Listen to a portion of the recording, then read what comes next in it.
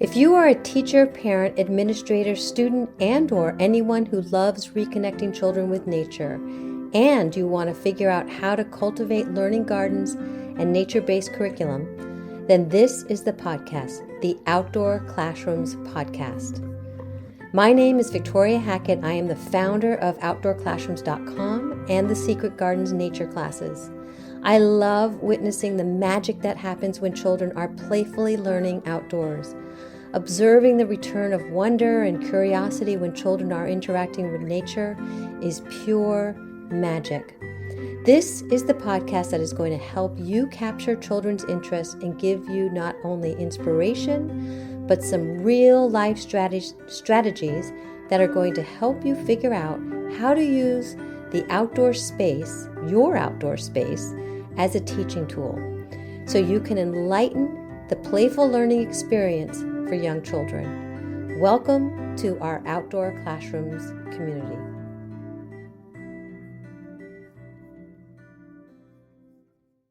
Hey there, it's Victoria. We are going to dive into this episode in 1 second because it's so good. But before we do, I just want to ask you, did you know that I have an Outdoor Classrooms membership? Because it's the one thing that I am so excited about right now. It's called The Circle. This is a group of such amazing women and a few men, and I created it because it's what educators need. We need to surround ourselves with people who help us stay true to our identity as educators, who support the outdoor classroom movement, and who elevate our children's spirits, because we are the 5 people we spend the most time with. To solve our outdoor classrooms problems, we need to be with the people we can completely be ourselves with. Not only do we need to raise ourselves as educators, but we also don't need to be flawless parents and educators or take ourselves too seriously. That is the Circle membership. This is the space where you will feel so loved and so seen, if that is what you are looking for in your life and in your teaching practice. Just by being in this group, you will have the impression that you are developing into the educator and the person that you truly are. Every single week, there is something to tap into. Live Zoom sessions, sessions with me that are seasonal masterclasses, sessions with me that are Q&A and round tables. You are also going to have access to the outdoor classroom tour and talks from all over the world. We also have a book club in our community. Also, it's month to month, so you are going to want to check it out. So it's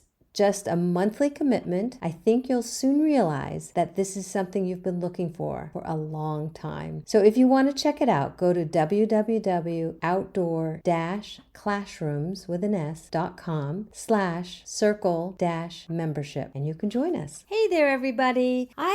I'm a firm believer in crafting goals that serve a bigger purpose. And one of my proudest accomplishments has been developing the Outdoor Classrooms Teacher Certification Program. However, I firmly believe that the success isn't achieved alone, and that's where you come in. Today, I also want to be talking about just the essence of building goals, creating goals, and what that means for all of us. I'm not only the only one here that wants to create a vision and a goal for nature-based education and outdoor classrooms, and so I wanted to spend a little bit of time really digging in deeper and discussing how we as educators can write meaningful goals beyond the traditional SMART criteria. So the first line item is to really create a vision-driven goal. And that means that we need to start articulating kind of the bigger vision or the purpose of our goals and what they serve. This truly helps ensure that your goal aligns with your core values and long-term aspirations. So one of the exercises you can do in terms of creating that vision-driven goal is just to sit down, set a timer for 5 minutes, 3 minutes, however long you want to do it for. Pick up your journal and just write. Don't let anything else get in the way. Don't think about money. Don't think about conflicts. Anything that might get in the way of your goal, The idea here is that we just want to create a vision. We want to create a feeling of where we want our personal goal to be, where we want our professional goal to be, maybe where we want our outdoor classroom to be. So thinking about all of that, just spending 5 minutes just writing. You might want to put a candle on, you might want to put some music on in the background, but the concept is vision. Number 2 is that we want to create an emotional connection.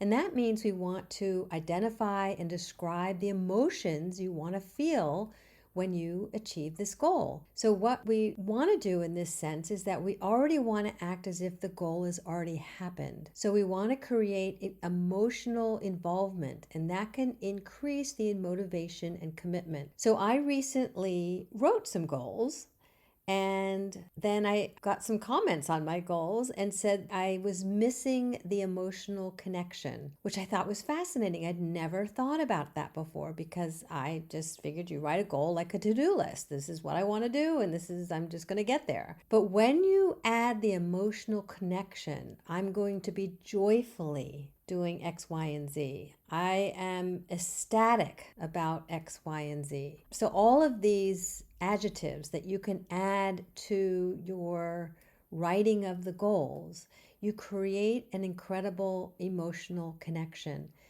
And that starts to rewire your brain. So number 3 is the outcome visualization. So this is where we want to actually visualize and describe precisely what the success looks like. So we want to look at and think about, so say our outdoor classrooms.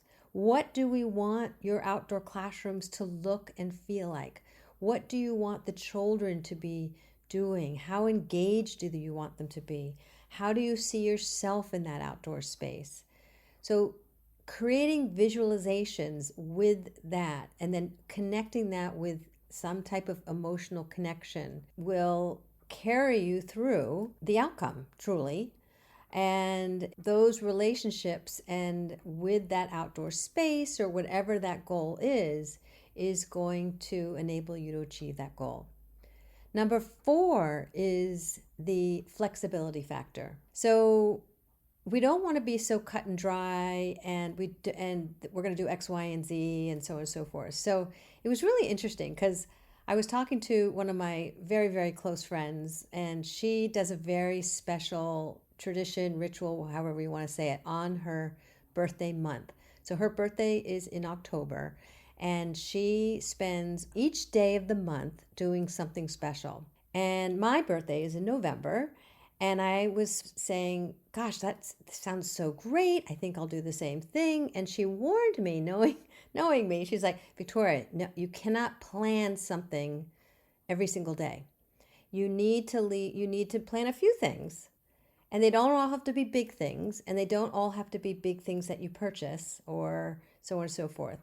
She really was stressing the fact that I need to lean into the flexibility factor. And the flexibility factor was leaving room for things to happen serendipitously. And it's such a great lesson. So adapting that into your goal setting and recognizing that circumstances might change, and that is okay.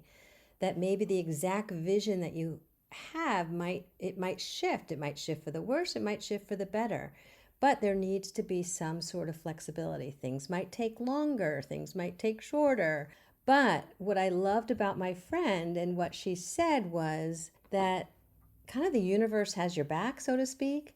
And to if you are so programmed into meeting that goal in the way that you see that you should be meeting it, you may be missing out on some beautiful opportunities that might come your way that you don't even know where that are there. And so I'm inviting you to open that flexibility factor open. So number 5 is identifying obstacles. So this is anticipating potential barriers and planning strategies for overcoming them. And this has a lot to do, I think, with planning and planning ahead. I often feel like goals aren't met because I was thinking about it too late or it's just not thought through. But I also think that obstacles can be emotional and that there might be a fear factor involved. I know that I hear a lot of stories from a lot of educators that don't necessarily want to take that plunge, that leap of faith into teaching outdoors because they fear that kids are going to be running around everywhere. So identifying even the emotions or the lack of planning or whatever it might be is therefore we want to take that proactive approach to help maintain that momentum even when challenges arise. What I also love to do is if I've got a whole bunch of wonderful goals, and I might be thinking about this because I have a big milestone birthday coming up. And so I think instead of waiting till 2025 to arrive, I feel like I'm really running on that long runway to prepare me for this upcoming year. And it's kind of exciting. And what I'm finding is journals. There are many, many different goals that I have and different segments. And I'm realizing that, wow, if I get a blank journal for each segment of those goals, then I can really dig in deep instead of having sort of one big journal for everything. So that is just one strategy. I that came to me today actually because there was I had a couple journals already and I'm like, oh, I need one more for X, Y, and Z. So I need to go out and get one of those. So identifying the obstacles, what are you going to be doing about that? I feel like journaling is going to play a huge role for me in 2025 and writing things down and learning how to articulate my goals in such a way that I am connecting emotions, my vision, and the flexibility factor, looking at the obstacles.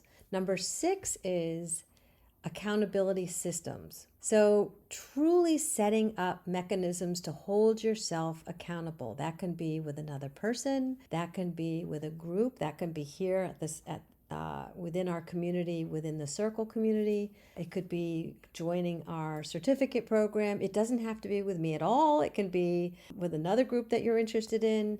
But finding a group that will hold you accountable for the goal that you are setting. One of the things that we do in the Circle is we probably start thinking about it in December, but by January, we all have a word for the year, and we play with that. We sort of play with that word, and then that word becomes something that motivates us and keeps us accountable. And every now and then within the membership community, we'll kind of bring up the words, how's it going? And it's become an incredible ritual, tradition, and something that we all look forward to. And I'm thinking about, okay, what's that word going to be? And I hope you can join us in this wonderful community and join us in finding your word and being accountable and finding a huge community to do that with. So we've got our accountability systems, mastermind groups, or keeping a journal. Number 7, which is the final one, which is reflective milestones. So what we want to do here is we want to break down your goal into smaller reflective milestones that allow you to assess your progress, celebrate your small wins, and recalibrate if necessary. So that means that if you may have a huge gargantuous goal, but we have to think about it either, okay, if we got this big goal that you want to meet by the end of the year or the end of the quarter, how can we break that down into monthly? How can we break that down into weekly? How can we break that down into daily? And then what we often don't do is we don't reflect and we don't celebrate our milestones. We just say, oh, that was good, made it, gonna carry on. It is so important, and that is one of the huge things that we do, again, in the Circle community, is we share our milestones, we share our wins, we share our challenges. But it's so important to acknowledge what we all are doing and share our stories. They're all so different, but yet they're all so similar. But the way I see it, the most important thing is to find a place where you feel seen and heard. Okay, so it's a place where you can be seen and heard. You can share your milestones. You can share your accountability systems. You can identify your obstacles. You can tap into that flexibility factor. You can really create that outcome visualization that you want, both personally and professionally, and in your outdoor classroom.